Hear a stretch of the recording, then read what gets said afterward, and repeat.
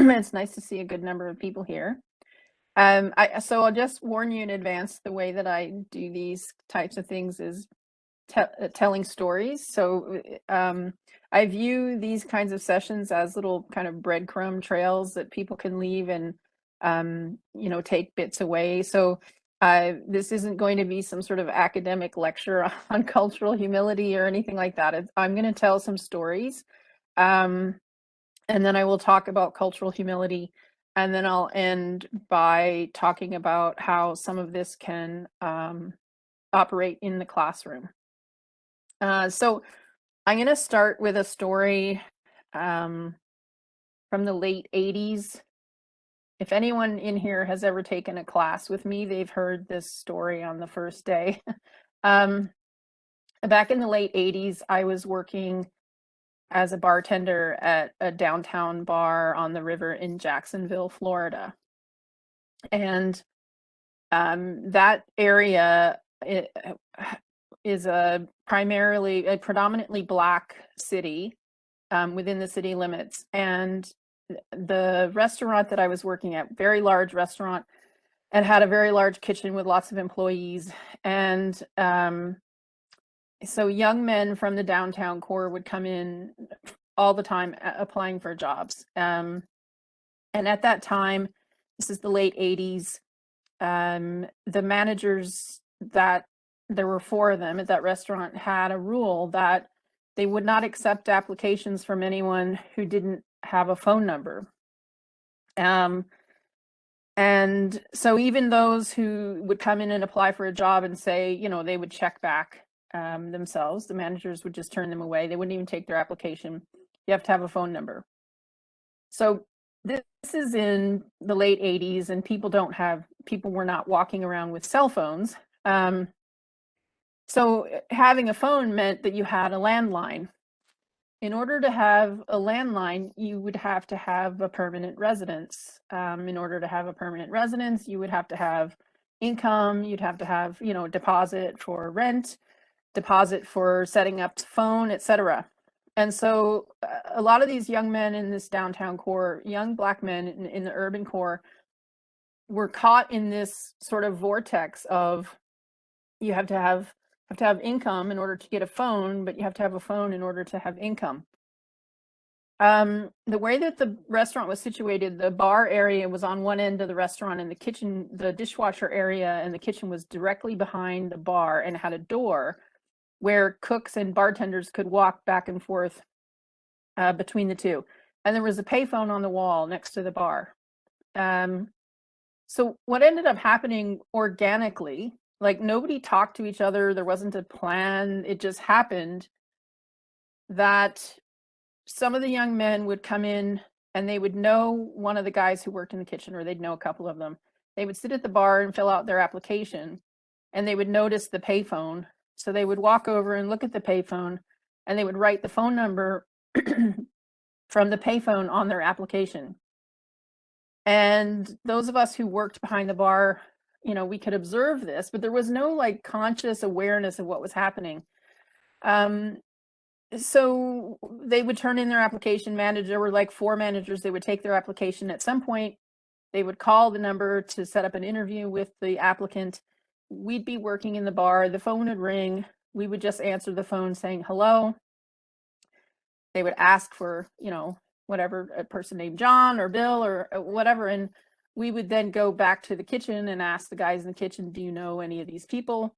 Send a message home with one of the guys. He gives it to the person who applied, and then the person calls back and says, I got a message that you called. And they would get hired. And this just started happening, and it took, I don't know, 4 or 5 months before the managers realized that all these people were using the same phone number, and that of course they didn't actually have phones. and some of them, they had roommates or they lived with their friends, and they didn't have phones that they could put down as a phone number. So I'm telling you this story because this is an example of how people navigate in a world that is not ordered for them, or how they navigate in a world that is oftentimes purposefully ordered against them. And from the perspective of the managers in that situation, whenever these young men would come in and apply for jobs and say they don't have a phone, the kinds of comments that would be shared around, with laughter and derision would be, all these ne'er-do-wells coming in here. Who doesn't have a phone in 1989, and these kinds of comments. And the answer is lots of people. Lots of people didn't have phones. The perspective of the managers, of course, was coming from their own life experience and their own worldview. Them that a person could be a fully functioning adult, and it meant something that don't have phones. So that's story number one. Story number two is a story about an organization from Canada. I was there for a period of time doing research, and this organization from Canada,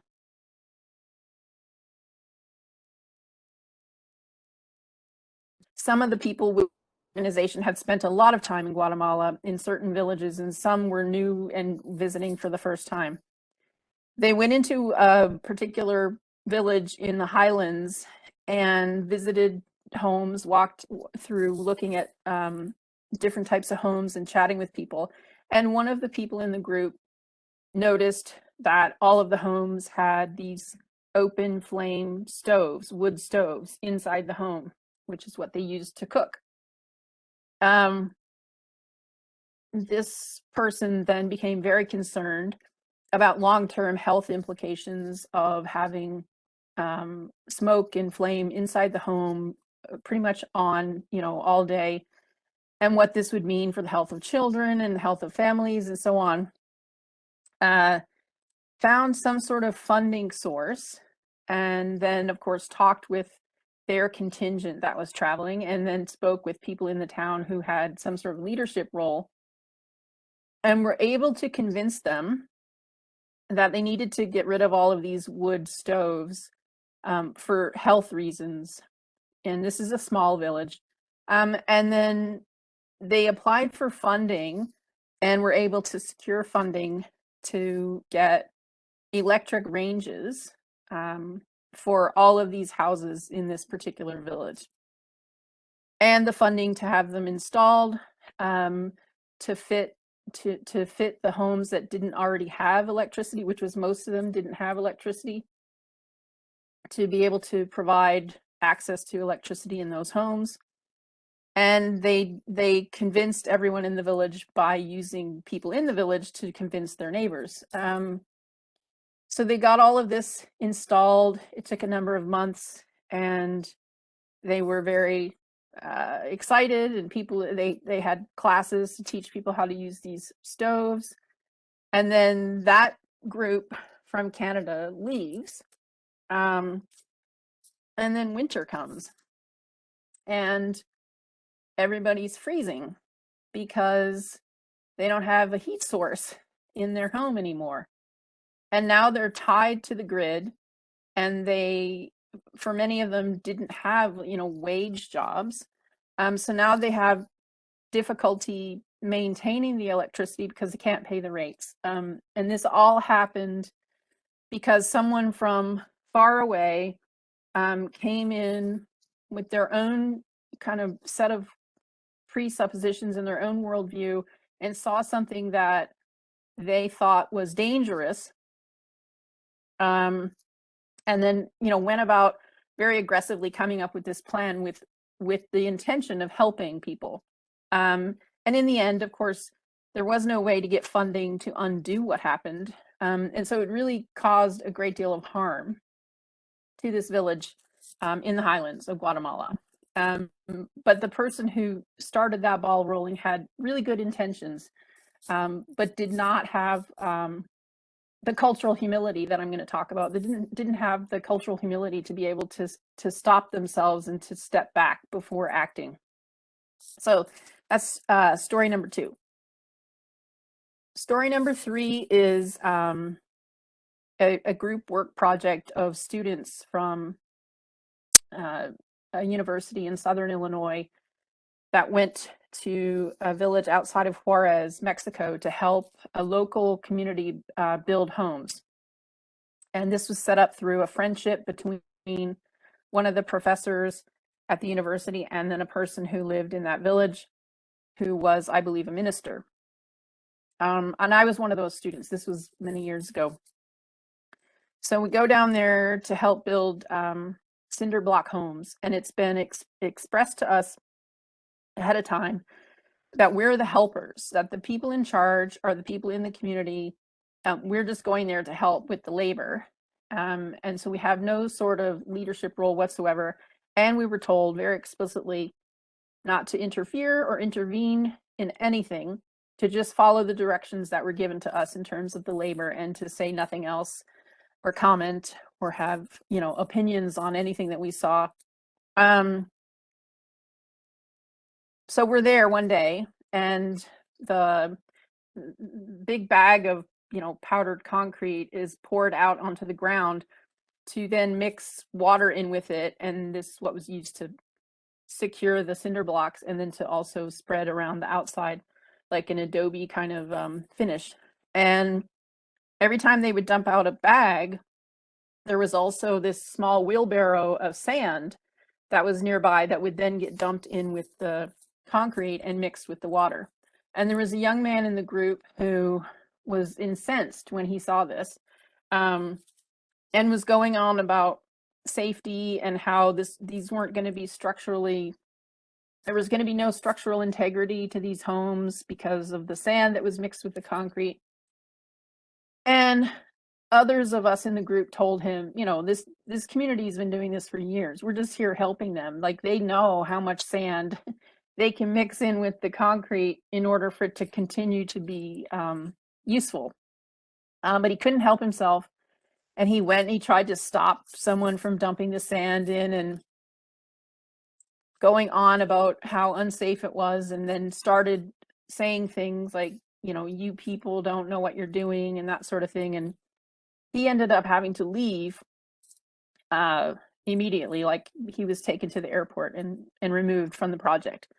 But the same thing there, like, he went in and he saw a situation, and he framed it in his own cultural logics and what he thought of as being appropriate or correct or right versus safe, unsafe, and so on. And he acted on that without considering his own place in that interaction, and his own place of privilege and his own background and so on. So that's story number 3. So when we're in a situation, we view various situations immediately. It's human nature that we try to fit them into whatever frame of reference already exists in our minds.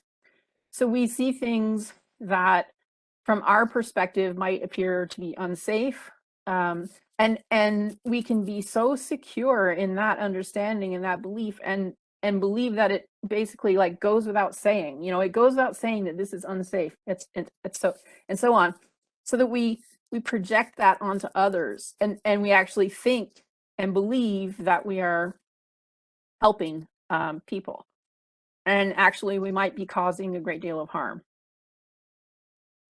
So those 3 stories. Now I want to talk about creation stories and worldview.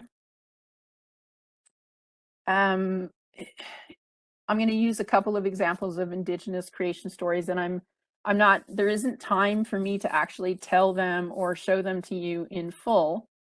And so I just want to acknowledge that my sharing these stories is not, it isn't the ideal way for you to hear them, but I would encourage you to look them up if you're interested. But I just want to emphasize some of the key features in a number of Indigenous creation stories One example is a story called The Raven Steals the Light, which is one version of a Haida Gwaii creation story from on the West Coast. And without telling the whole story, it has to do with a raven who is a trickster. So the raven is able to change shape and form, and this raven is interested in getting this ball of light that exists in this house in the sky. And the light has never been out. It's in a box. He knows it's there. He wants it. He turns himself into a baby to get into the house. And then keeps on asking the grandfather in the house if he can play with it. Eventually, he's able to abscond with this ball of light, and he flies away, and he's holding the ball of light in his claws, and an eagle comes after him. So the eagle and the raven are flying, and they're fighting over this ball of light, and eventually, with the soaring in and out and the bumping, a piece of the ball breaks away, and this is what, in that story, this is what creates all the stars in the sky. Ultimately, the raven is able to outrun, at least in this version, the raven is able to outrun the eagle. But as he keeps on flying, he loses control of this ball of light, and he drops it. And this is what creates the light coming up from the horizon. So this is important just in the sense that the creation of light in this story happens by accident. That the main character in the story, which is the creator, the raven, is a trickster, tells lies, tries to steal things, has all kinds of what we would consider flaws. And then the creation happens by accident. There's a Mayan creation story that goes through, there's a being in the sky that's trying to create men, and goes through 4 different iterations of attempts at creation. And each time, whatever is created is not satisfactory and has to go back to the drawing board and try again, until the 4th creation, when, according to the story, this creator uses corn dough to create men, and then he actually has people who can walk, talk, etc. And this is part of the backstory to Mayan descendants, that they consider themselves men of maize, and that corn is a staple crop. But what's important to take from that is that this creator had to try 4 different times before getting it right, and 3 different times they were mistakes. So and there are a number of creation stories. There's a Navajo creation story that's very similar, about creating 4 different worlds. But if we think about what that means in terms of a group of people, or a community, or a society, and how we understand our own origins, that if we understand our own origins as the result of some, accidents, some purposeful, some accidents, if we understand our place as human beings as being on the same level as all other creatures, and sometimes below other creatures, that's important in terms of understanding our own history, and also the building blocks upon which those various communities have built their histories.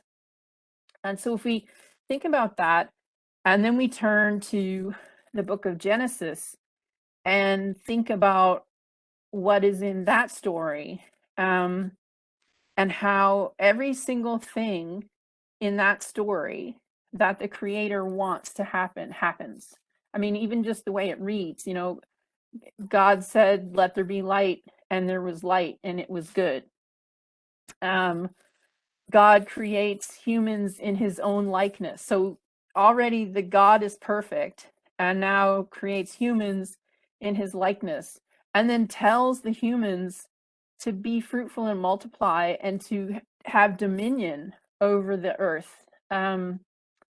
That every creeping, I'm not reading from it, I'm just saying it from memory, but like every creeping creature, everything is the domain of human beings, and are specifically told to subdue it.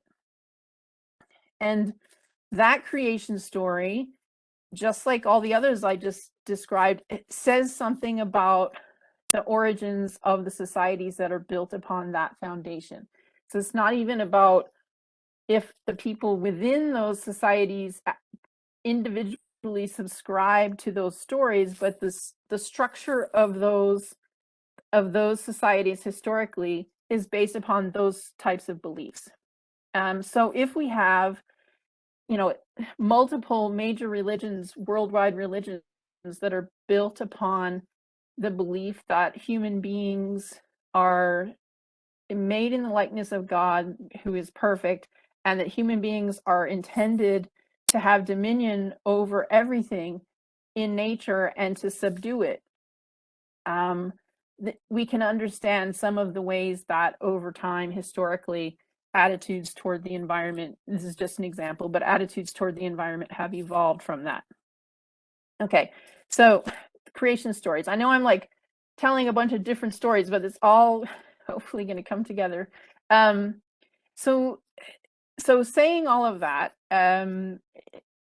about people and worldview and creation and how we describe and understand our own origins, we're in this period of time now where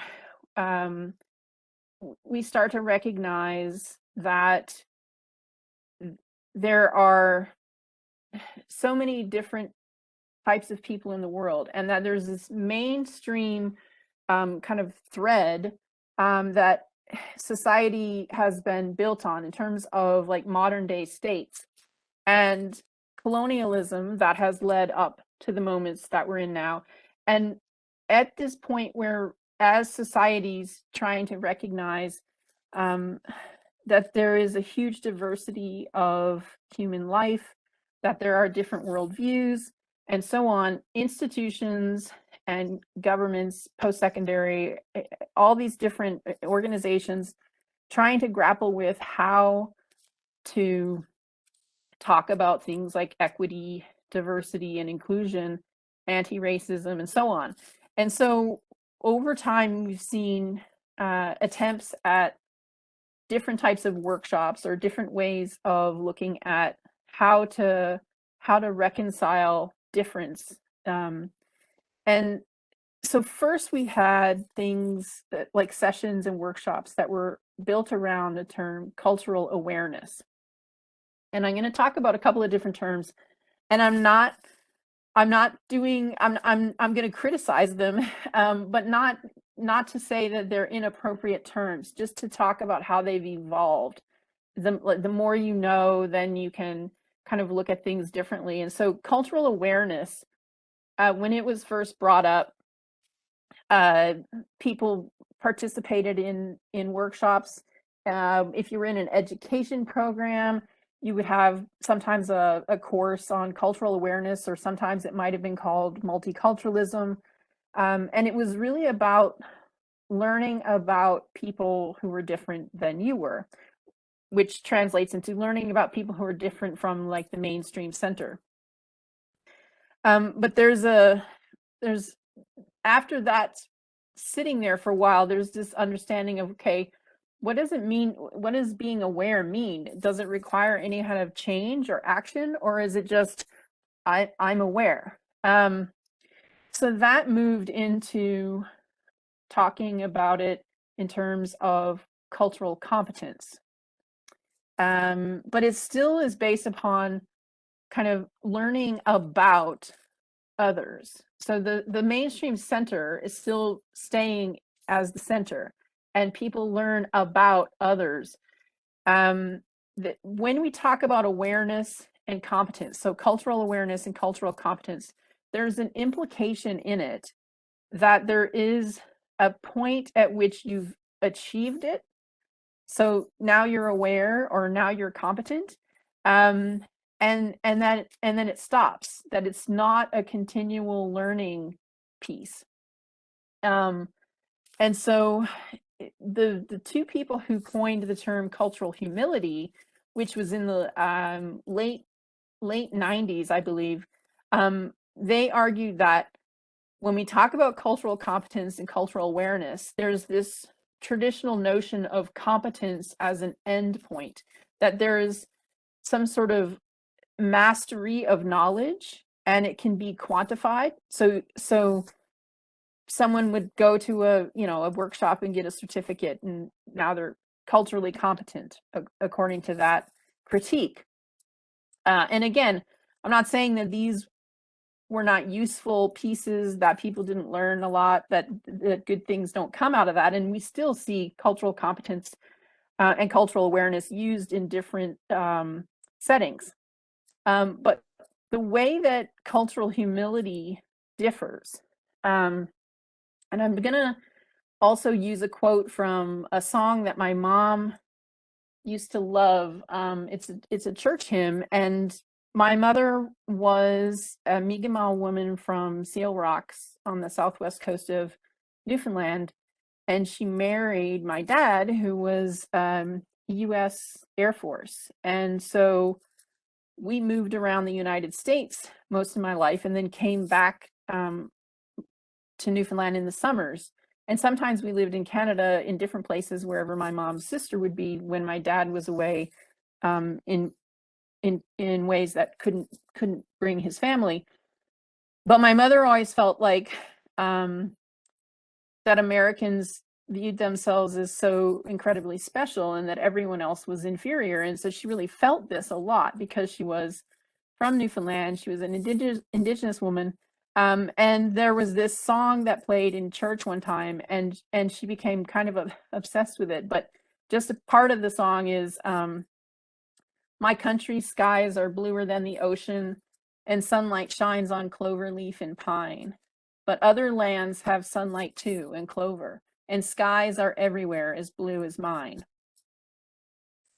What cultural humility does is it shifts the focus from learning about other people, others, to reflecting on the self. And so if you reflect on your own background and your own positionality, your own privilege, reflect on your own background and how it impacts how you read situations, what things you might dismiss, what things you might accept, how you might act in response to different situations. That's cultural humility, to recognize, just like in the song lyrics, that skies everywhere are as blue as yours. And being open and making a deliberate choice to be open to considering and redressing the effects of power imbalances in the world. So if cultural humility shifts it back on the self, it means that you would be in a continual state of reflection, that this would be something that you would be checking on regularly over the course of your life, and not something that you become competent at and believe that you now have learned something and now you know it. That it's relational, and you are continually in situations where you would reflect on your own background. How am I reading this situation based upon who I am and what my upbringing was and what my belief system is, what my expectations are? Instead of seeing others as others, understand yourself that way. And how can I then be a better person in this present moment based upon knowing that? So I'm going to give some examples of how language that we use in the classroom comes into this, and then I'd be happy to have a conversation or people ask questions and whatnot. So back in 2016, there was a piece written in the Telegram that was a response to an article that had been written in the Independent about Muskrat Falls. And the piece in the Telegram the author said that, and it was Justin Brake who wrote the article in the Independent. He used the term land protector to describe the people there. And the person who wrote the piece in the Telegram said that the term land protector was loaded language, and that he should have used the term protester, which the author said was neutral. And so this is a really good example of well, a lack of cultural humility on the part of the person who referred to land protector as loaded and then protester as neutral. And that back and forth. So there was the article in the Independent, then there was a piece in the Telegram, and then there was a response in the Independent that talked about it. But this is one of the ways that cultural humility can be used in the classroom simply by reflecting on language that is used. That's just one example, but other examples are the word development, that there are so many assumptions that we have about it. And I think that many people would view that as a neutral term, but if you go to other countries and listen to what people feel and hear and see when they talk about development, oftentimes development in one area actually means dispossession to someone else. The word progress is another one that we look at the word progress and it seems like a positive term, but oftentimes progress means dispossession. It depends on the perspective that you're taking when you look at that term. Patriot versus rebel. The term third world is another one. The Louis Riel resistance in Western Canada, up until very recently in textbooks, was referred to as the rebellion. And it may seem like that is a bit of splitting hairs on what words mean or their connotation, but rebellion has a very different,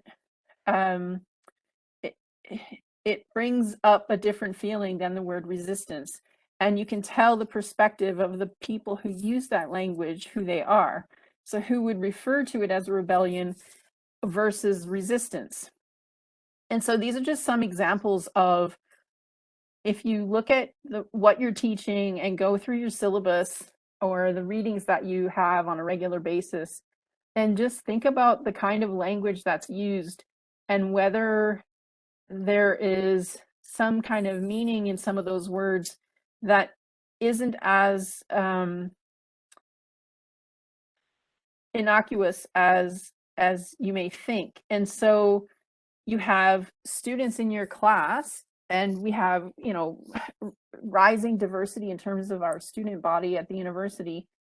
Where are all the students coming from, and how would those words, how does the word progress feel to everyone in your classroom? To be very aware that people in your classroom aren't necessarily coming from the same perspective. And I'm not saying that to imply that I think you all don't know that, but to be very deliberate about thinking about that when you pick up a book that you think you might want to assign, or you find an article that you think that you might want to assign to students. There's an article I can give as an example. I won't say the title. I don't want to, I'm not interested in making anyone feel bad, but there's an article that I absolutely love that I want to assign to students when I teach, and I can't put it on the syllabus because of one of the words in the title. And if I said that to the author, they would probably disagree with me that the word is a problem.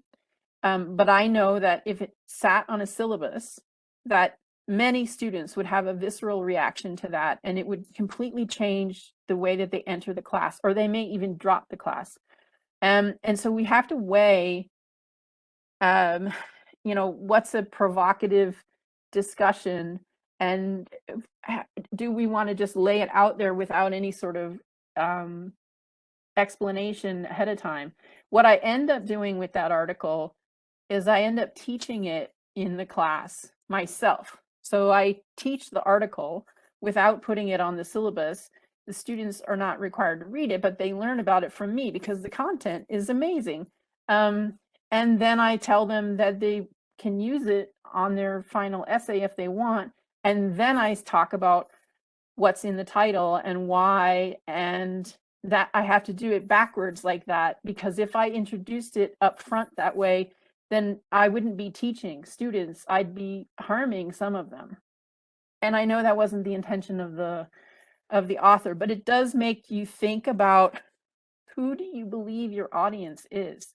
You know, when you go into a classroom, who do you think your audience is? And I think that most of us, is just human nature, that we think that everyone is probably thinking similar things to us, but the reality is that we're all very different. So that's that's everything I want to like present to you, and I would love to have some sort of discussion or hear comments from anyone or questions.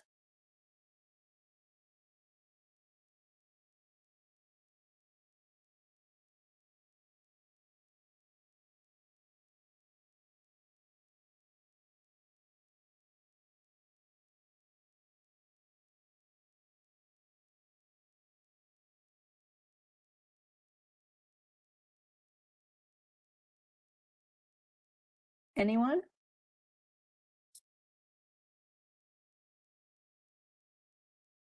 Thank you, Stacy.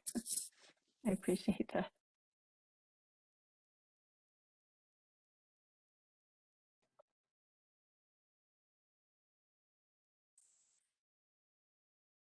Hi, Kellyanne.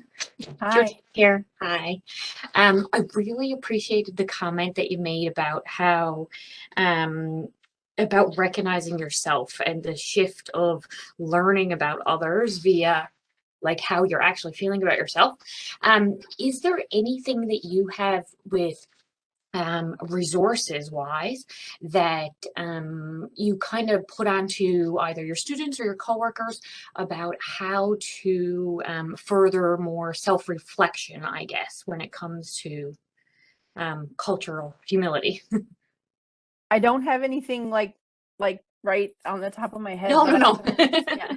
yeah. I can send that along for sure.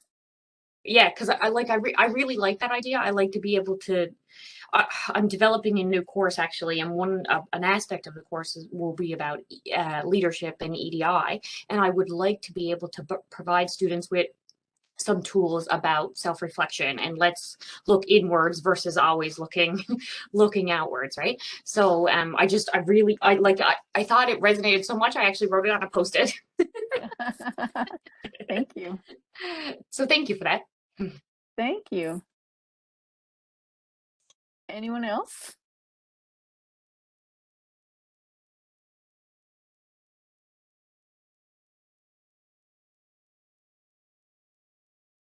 There's a lot of shy people. I can't get the Q&A to work, actually. You can speak though. I can. I wanted to ask you if you considered yourself a studier or a practitioner of like comparative culture, comparative mythology. That stuff has always fascinated me, like people inventing things on opposite sides of the planets, seemingly independently. Is there a world brain that we can all connect to and be friends because we're all humans and we all experience the human condition? Like that's what I'm really interested in. I am too. I'm actually a comparative historian. Like that is it jazzes me to no end because we have so many divisions. Like all these divisions exist in society, but there are so many things that we have in common, and the things that we identify as difference are keeping us um, from actually identifying that we have all these things in common. So yeah, I'm very excited about that sort of thing, and I I think comparative history, well, I mean, I guess I'm saying this because I'm a comparative historian, but I think comparative history is good for students to learn, you know, just the idea, like in every country has had a nationalist project, right? I mean, every country that, you know, became independent from their the colonial overseer has this national project of identifying this national identity and creating one, actually. And when those identities have been created, it's there, most people are left out. And it's not that they don't exist or that they're this tiny slim minority, it's that they aren't part of that central idea that the country at the time wanted to put forth to the rest of the world, and which is all competing with other, national identities. And I think that that's part of what has created difference and division and keeps us from recognizing the things that we have in common. Thank you. I was just reading in the chat. Thank you, Justino. Anyone else have comments or questions?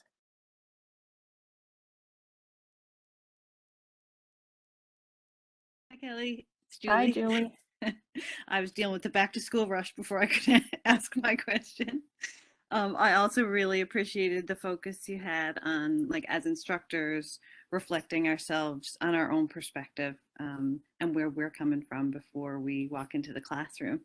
And then I also thought about the ways we can encourage our students to do that and how to interact with one another. And if you had any sort of basic tips for instructors on creating an environment of mutual respect and starting to encourage students to, because it's hard, it is hard work for students, especially if they've never started to do that before, to reflect on their own perspectives and what they're bringing to the classroom.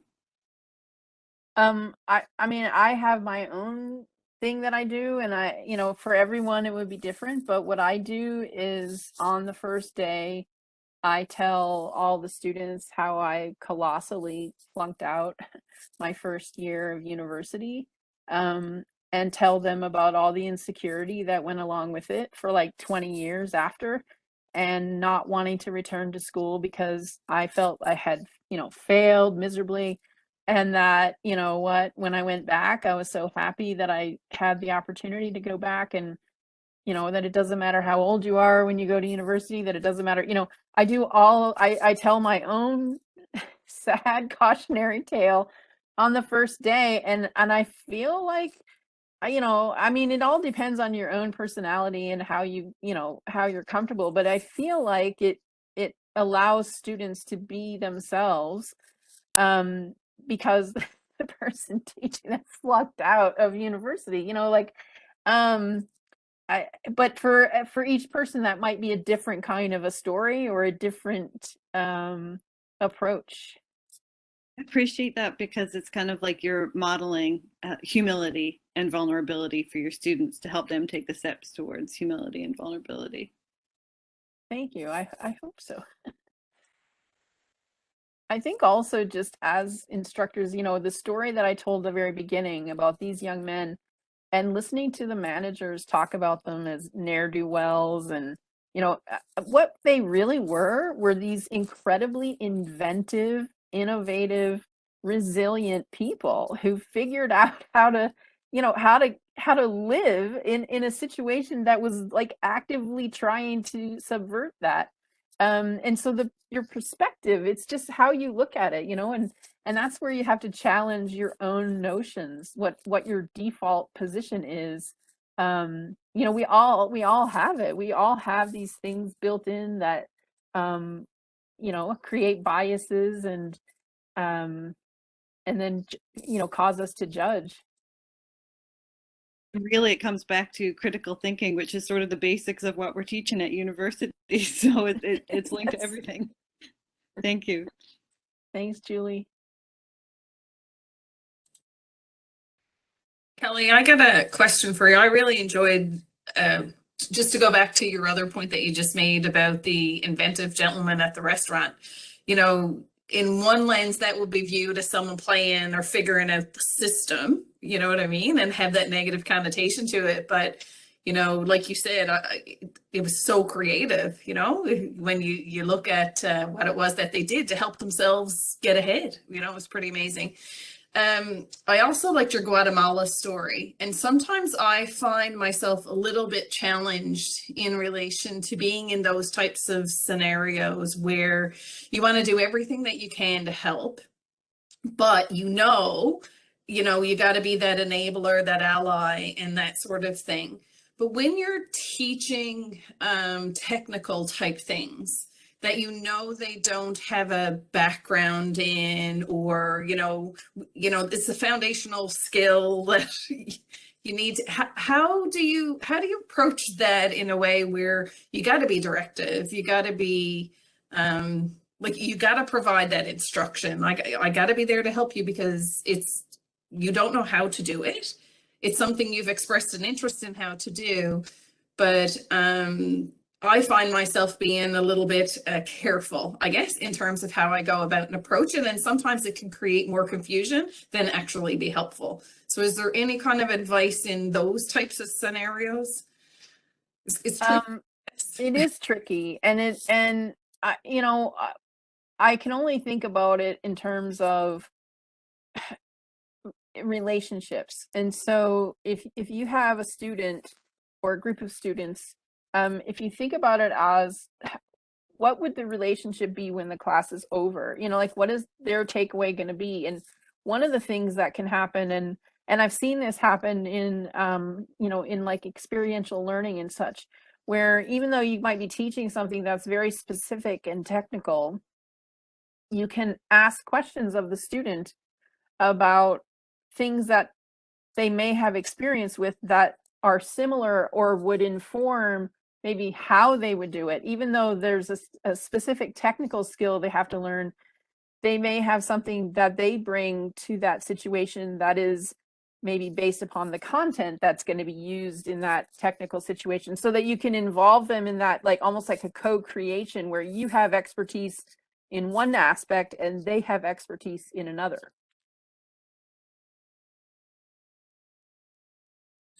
I guess that comes back to that whole cultural humility piece of not thinking that there's nothing in their experience that can add to it. And it might push us to be a little bit more creative, or to probe, to be able to help to get to that point. Thank you. Thanks.